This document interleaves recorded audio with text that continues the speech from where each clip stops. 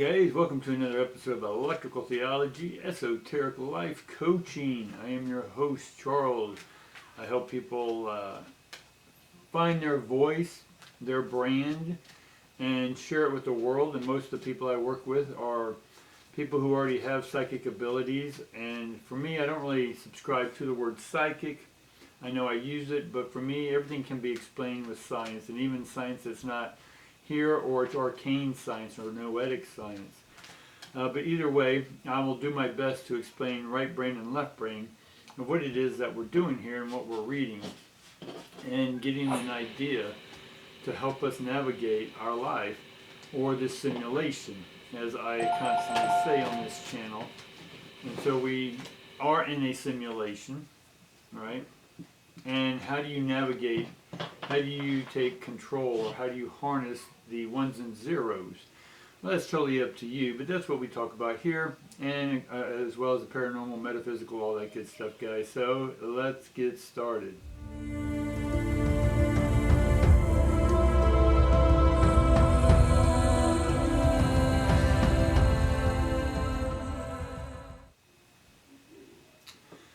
Alright guys, let's get a reading. This is for Tuesday. For anyone who wants to hear it, we'll bring in the ancestors, we'll bring in the off-worlders, the intergalactic, the galactic, and even just some of your ancestors if they come through with their messages or stories. And if I say something specific, it's for one of you listening in to my audience here. Alright guys, we get the man holding a heart, we get angel of balance, and we get patience. And all those are upright. So I do see that we're the masculine side, and it doesn't matter if you're male or female or however you identify, it's the heart. The heart is the one that's receptive. You're holding space for receptivity. And I say that right brain, but let me say it left brain galactically, is that we're holding space where the motherships out there fly around, where all the galactic beings are, right? We're one subset, and we're still waiting to join the galactic and intergalactic federations. And we, as a human species, a human, hue meaning red through violet, visible light spectrum beings, that we exist in this frequency, but we have to come in under a unified field. Now that doesn't mean totalitarianism or fascism or anything like that. It means we need to in one sense get along for the most part, where we're not fighting over color or ideologies or differences, right? We're beginning to understand the differences, but also love the similarities, right? I talk to people every single day, 10, 20 people a day, specifically, and others generally, but specifically, it's, I don't care what the origin or what you are, we can talk and be as humans. And that's holding space, holding the heart, opening your heart. It doesn't mean taking advantage of, it doesn't mean being used. That's all lower psychological stuff. What I'm talking is a unification of frequencies. And it takes a bandwidth of humans, like a musical band. Well, we humans need to band together. We need to create our own human band. And that band is a bandwidth. Right, so we need to expand our bandwidth so that we then can be fully integrated and under the galactic federation. And that comes with benefits as far as protection from other species who may not like us or who want to enslave us.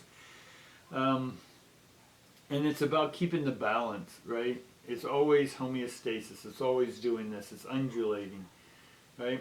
And this is wavelength, right? The length we can hold up and then down, love and contemplation, right brain and left brain. It's all a dance, but it's frequencies, and it's adapting to that frequency and being able to have patience while we go through that, right?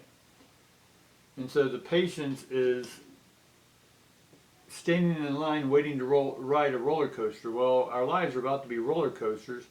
And a lot of us have been waiting for that call, right? Waiting for the divine call, if you will, for those with divine abilities, gifts, talents, however you want to define them. right? It's supernatural. Goes beyond the spectrum or the spectral of the visible light. All right. So let's see what else we can get on this information. I do a 9-card spread mainly because it's past, present, future, but it's also physical, mental, spiritual, or health, wealth, love, or we can read any story that's happening with your life with the 9s, because we deal with 3, 6, and 9. And those are universal numbers. Right away we get the 7 of Wands, and that, for me, 7 of Wands is always about having the courage. Courage is heart, right? And I put it right underneath the man holding the heart. If y'all can see that. So we have to have courage. Courage is heart, right? We have to be open. What does heart mean? It means we're open and receptive to hearing things. It doesn't mean we need to believe them immediately. We need to be open just to hear them. We can simulate, what's the word? Assimilate that information. We can percolate that information. We can process that information. We can get more information. Again, information is just in form ions, right? So the ions are in a form. That's how you are receiving transmissions. And if what information you are getting, how you're forming your ions in this simulation is on you, right? Just as you can ride in your car, drive down the road and not worry about it and just keep driving, but eventually you're going to hit something. Right? You have to take responsibility and become the driver of that vehicle. So consciously we become the driver. The spirit within us becomes the driver of this vehicle. And it takes courage to step out and step up. All right?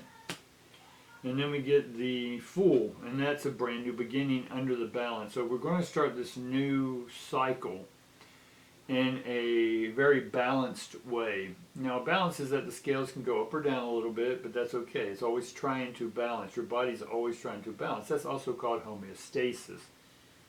And so the Fool is a brand new beginning. So we are coming into this new beginning with our hearts open, all right? It doesn't mean we're psychologically that we're vulnerable. On the spiritual realm, it's frequency. So you're opening up to a new frequency.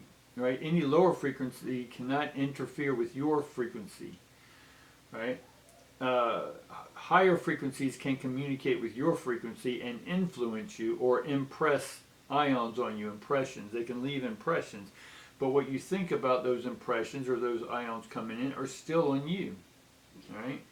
So then we get the Daughter of Wands. Right? The Daughter of Wands helps us show our luxury, show our abilities, right? In this case, lux means light, so we're here to show our light. But this card is in the reverse, so we're not showing our light yet under the patience.